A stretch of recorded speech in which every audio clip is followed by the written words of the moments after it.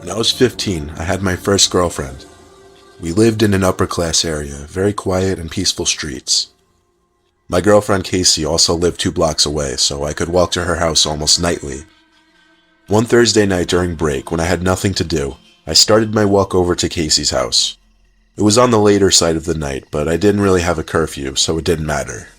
But pretty soon, I thought I could start hearing noises from around me. And when I say around me, I mean mostly behind me. The first time I heard it, it was the sound of a bush being shaken a bit. I only turned my head to look for a second without stopping. I just started to walk a little faster is all. When I got to the next block, I heard another noise, a twig or a small stick cracking.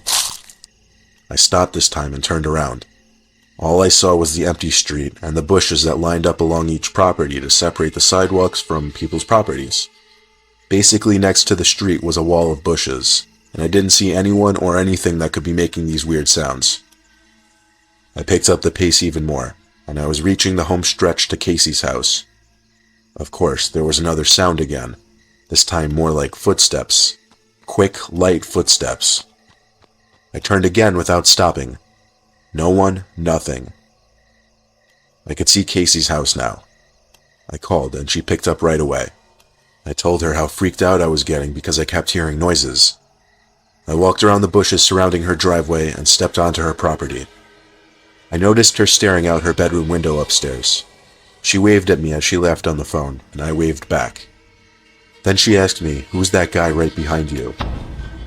I turned right around and saw a fully grown man crouch walking maybe 10 feet in back of me. I screamed and ran for the door and started pounding on it. The man grabbed me and tried to put me in some kind of headlock, but he let go and ran away pretty quickly. Casey's mom opened the door with a look of dismay on her face. She let me in and slammed the door shut as Casey came running over. I was out of breath and felt like my heart was beating 1,000 beats a minute. Casey's mom hugged me, asked a few questions, then called the police to warn of a dangerous man going around town. Casey's mom let me stay over that night for obvious reasons, and she drove me home the next day.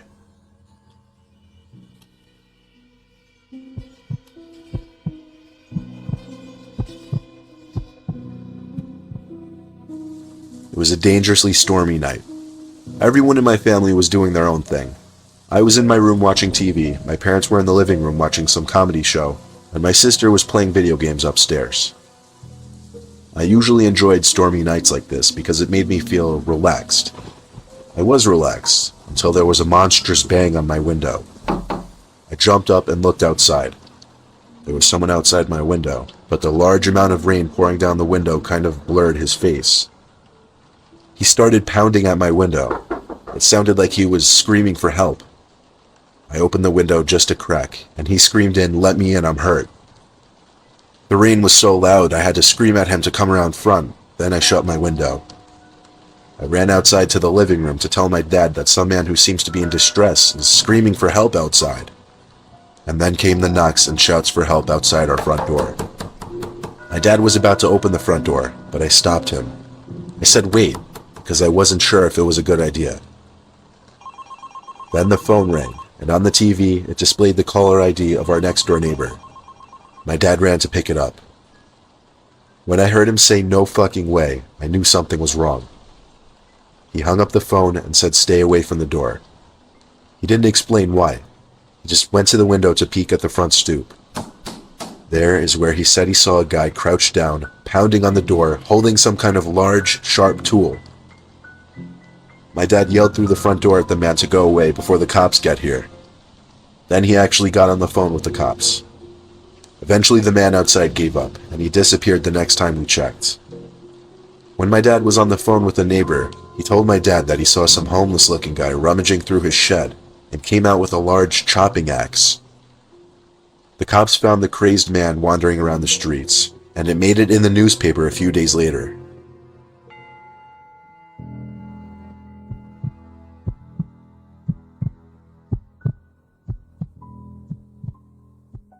One night when I was a really young kid, I was in the living room watching my favorite cartoon. I had the TV pretty loud, but I thought I could hear my mom calling my name from downstairs. I called back, "What?" She didn't answer, so I guess she couldn't hear me. I heard her call me again, So I went down to the basement. The lights were off, so halfway down I called for my mom. She didn't answer. I didn't know where she could be calling me from, but one thing was for certain though, she wasn't in the basement. I started going back up the stairs, but before I even got to the top stair, I heard my mom's voice again from down in the basement calling my name. I looked down into the pitch blackness. I ran back up to the top step, turned on the lights, and walked halfway back down, peeking into the basement. I didn't see my mom anywhere down there. Suddenly, I got a huge rush of horror. I ran up the stairs basically crying for my mom. She came rushing down the stairs from upstairs, and I cried to her that something was calling me from downstairs that sounded just like her. She swore to me that she hadn't been calling me. She went down to the basement to check and make me feel better, but I didn't feel better. I'm sure she didn't believe me. Why would she? I was a little kid. But I still know that I heard what I heard.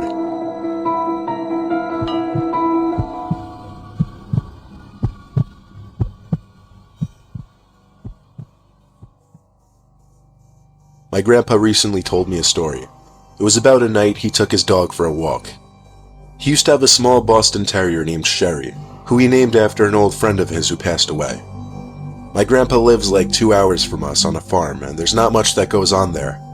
He lives with his wife Marianne, who he married like 15 years back. Every day, Marianne would take Sherry for a walk in the morning, and my grandpa would take her for a walk in the evening. On a regular walk during sunset, my grandpa was walking Sherry down the usual dirt path that ran along the woods next to their property. My grandpa passed by another person on the trail who Sherry instinctively barked and pulled towards like most dogs do when they see strangers.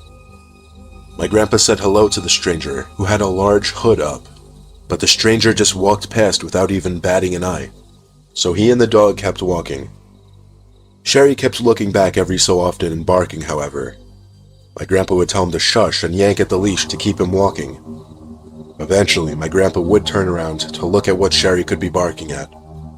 The stranger, who passed him by a few minutes earlier, was stalking him from behind a tree in the near distance. My grandpa decided to pick up the pace as fast as possible. At his old age, he always carries pepper spray in his big coat pocket just in case. He was getting closer to the house, when suddenly he heard clicks from the leaves on the ground inches behind him. But before he could turn, he felt the warmth of a glove cover his mouth and nose, preventing him from screaming or breathing. My grandpa says he could hear Sherry barking and biting at the stranger, which might have helped in loosening the man's grip a little. My grandpa says he struggled to grab the pepper spray out from his pocket, but when he did, he sprayed it at least 10 times and continued spraying it even after the man who was holding him let go and started to scream. My grandpa came as close as he could to a run to escape back to his house. He was perfectly okay.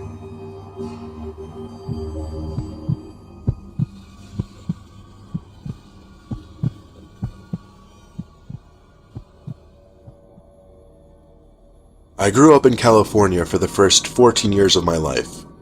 Our neighborhood wasn't the best, namely because it was an area that the Crips were known to reside in. If you don't know, the Crips are members of one of the biggest Los Angeles street gangs. My best friend, who I always called Stevie D, lived 2 doors down. We had other friends, of course, but we would often hang out just he and I. We'd usually ride our bikes together around town or play video games, just basic kid stuff. When we were 12, we were biking around the neighborhood one night and decided to visit a well-known abandoned house. It had been uninhabited for many years because no one would buy it for whatever reason. When we pulled up on our bikes to the front of the house, Stevie pointed to the window and said, "Look." I pushed my bike a little closer to the window and focused my vision on it. I could see someone peeking out the window. I couldn't tell if they were looking at us or not, but it was definitely a person's face sitting between the curtains. It was extremely strange considering the place had been unowned for years. We stared for longer than we should have, perhaps, and noticed something else that was strange. The person didn't move their face at all. We inched a little closer, onto the empty driveway actually. Upon getting closer, it appeared to be a Halloween decoration or something, like a fake head. This meant someone had snuck into the house to put it there. Stevie D and I, being the mischievous kids we used to be, hatched an idea to sneak in through the back somehow and check out the place. We hid our bikes on the side of the house behind an overgrown bush, then snuck into the yard. To our surprise, the back door was already unlocked, but when we came to think of it, it wasn't that surprising considering it seemed someone had already broken in to put that fake head there. We stepped into the house, but we didn't want to turn the lights on and expose the fact that we were in the house. It was dark in there, but not pitch black, so we could make our way through the house. We got to the living room first because we wanted to check out that fake head thing at the window. It smelled really bad in that room though. I picked up the head from the windowsill and immediately dropped it and screamed. I dropped it not because it was surprisingly heavy, but because it also felt like real skin. I saw a dark liquid pouring out from the bottom of the head that was now on the floor. It was blood. It was a real human head. There were 2 cracks in the ceiling above us. Stevie and I looked at each other with our mouths hanging open. We ran for the back door and got back on our bikes to get the hell out of there. Anyone in our immediate area learned pretty soon that the head belonged to a victim of the Crips, who apparently placed the head there as some kind of message. I don't think anyone knew the full story, but there was a good chance whoever placed that head there was still in the house, because Stevie and I both heard cracks in the ceiling above us, as if someone was coming downstairs.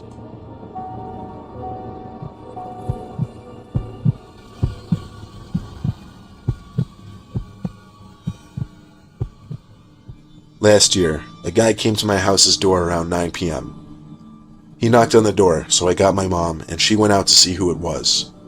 By the way, we live in a rural area, so visits that late are extremely uncommon and strange.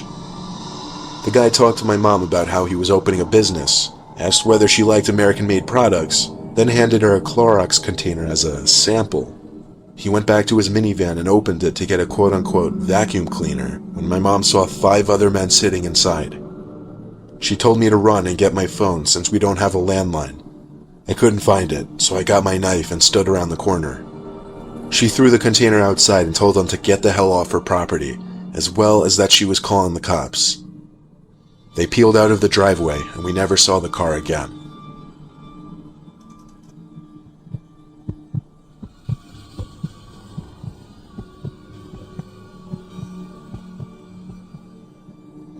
I've always been an extreme sports person ever since I was little. Mountain climbing, parasailing, scuba diving, though I've always been an avid skier. I'd go upstate skiing at least 10 times a season, sometimes with friends, sometimes alone. My friend, who I'll call Q, agreed to come upstate and go camping with me so we could do some backcountry skiing, which is basically skiing in the backcountry on unmarked or unpatrolled areas outside of a ski resort's boundaries. It was a 3-hour drive, then a decent amount of off-roading to get to where the hills were. I parked my truck at the bottom of a decent-looking area full of hills, but I also stopped there because I couldn't really drive out much further given that there were too many trees. Q and I then proceeded to unload the back of my truck of all our stuff, including ski gear and camping equipment. Then we hiked about a quarter mile, which was an incredible amount of work with all the stuff we were carrying. We found a perfect place to set up camp, right near the bottom of an uphill, and in a bit of a clearing between the trees. Setting up the tent and unloading our sleeping bags and equipment and such was first priority. When all of that was done, we started our hike up the hill to scout the area.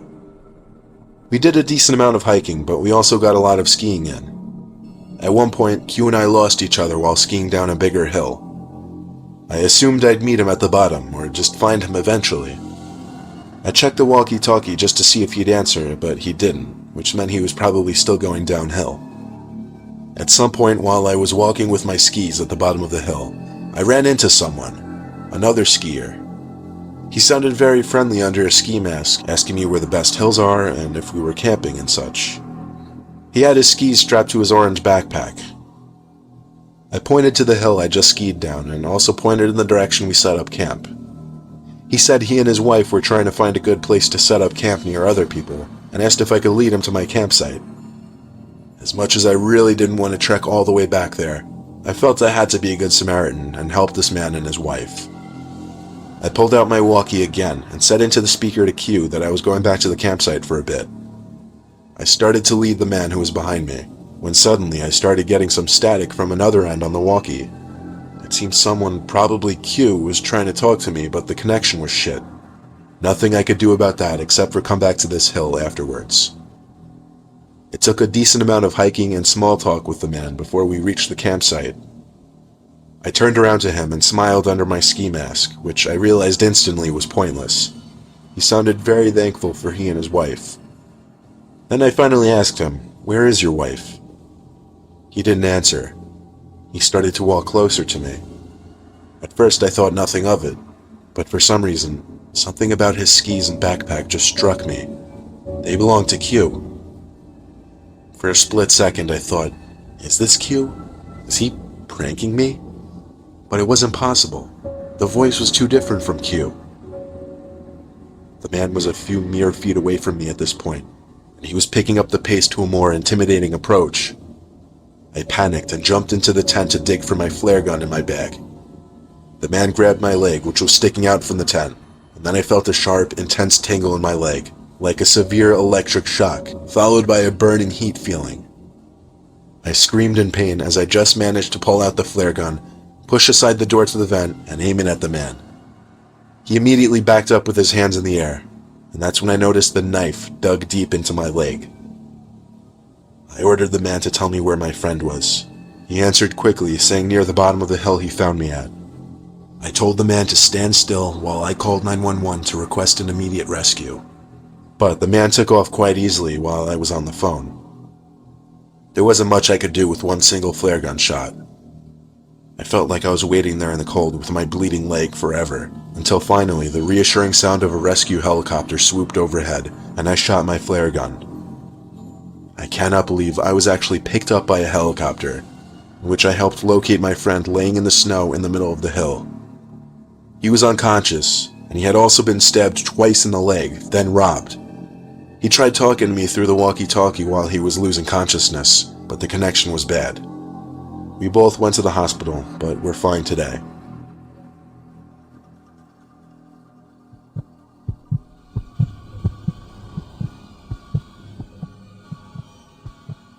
I lived in a small college town, and my apartment complex was walking distance from the bar/downtown area. One weekday night, I stepped out on our front porch to smoke a cigarette or two. I was up late studying.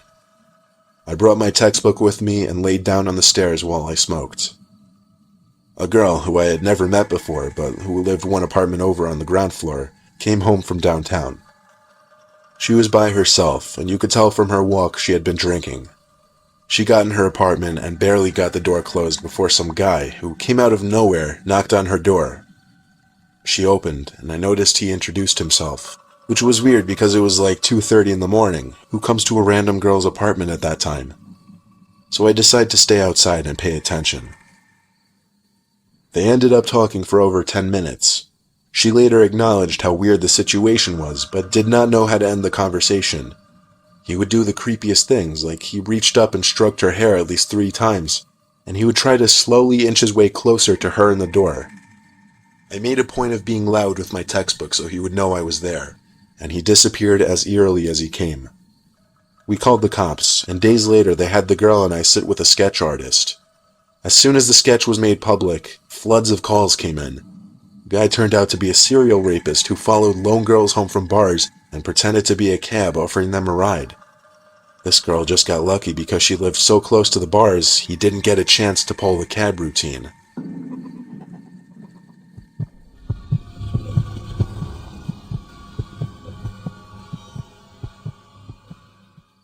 I've only used Craigslist once in my life, and the one time I used it, I got a very sour taste in my mouth. Here's why. The guy posted an ad for a ping pong table that I wanted to buy for my roommate and I. We set up a time for me to come pick it up that night. I had to remove the back seats from my truck so that I'd be able to fit the thing. I pulled up in front of the dude's house and texted him saying I'm here. I saw the door open, so I got out from my truck and did a quick speed walk to his front door to greet him. I went for the handshake, but I don't think he saw my arm, so after a few awkward seconds I put my hand back down. He said in his deep smoker's voice to follow him to the basement. The whole house had a certain distinct smell to it. Not exactly a bad or concerning smell, just a cottony, smoky kind of smell. We got to the basement, and there was the ping pong table, right smack in the middle of the room. Suddenly he said, "Oh shoot, I gotta find the paddles." So he ran back up the stairs and told me to wait right there. I waited for a while down there, assuming he misplaced the paddles and was having a hard time finding them. I started to snoop around his basement a little bit, looking at his pictures and such. It was weird. He had framed pictures sitting on furniture, but they were all pictures of just him, no family members. There was one where he was at least with a dog, but that was pretty much it. I'd say 10 minutes went by and I was still stuck waiting down there, so I started to get even more snoopy. There was a back laundry/storage room in his basement that I started to observe for some reason. There was a drawer to his utility desk that was hanging half open. I pulled it fully open, and it revealed old Polaroid pictures. But these pictures were horrific and disturbing. They were all pictures taken of some girl who was tied to a chair and her mouth covered with tape. There were also yellow folders stacked in a row next to the photos. They were labeled A to Z. I didn't have it in me to open the folders and see what were inside. I took out my phone to take pictures of the contents of the drawer and planned to send it to my friends immediately, but I didn't have any service down there. It was definitely time to go. I ran back to the door at the top of the stairs, but my nightmare only became worse finding out the door was locked. As soon as I tried the doorknob, though, I heard the deep, raspy voice of the man on the other side of the door. He was apologizing, saying the door was accidentally locked and he would go look for the key real quick. I didn't say a word in response. I examined the keyhole closely, ran back down the stairs to the man's utility desk, grabbed 3 screwdrivers of varying sizes, and tried each one in the keyhole for the door. The smallest screwdriver managed to fit in the rectangular-shaped keyhole, allowing me to turn it just enough to unlock and open the door. I didn't stop and look around. I simply ran out the door into my car. I didn't look back at the house. I simply drove to the nearest police station, showed them the pictures, gave them the address, told them where to find the photos, and that was enough for them to start their investigation. A few days later, I got all the information.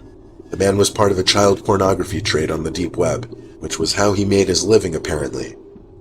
Why he decided to lock me in his basement, that's beyond me. I have not the slightest idea of what he intended on doing with me, but obviously it was not anything good.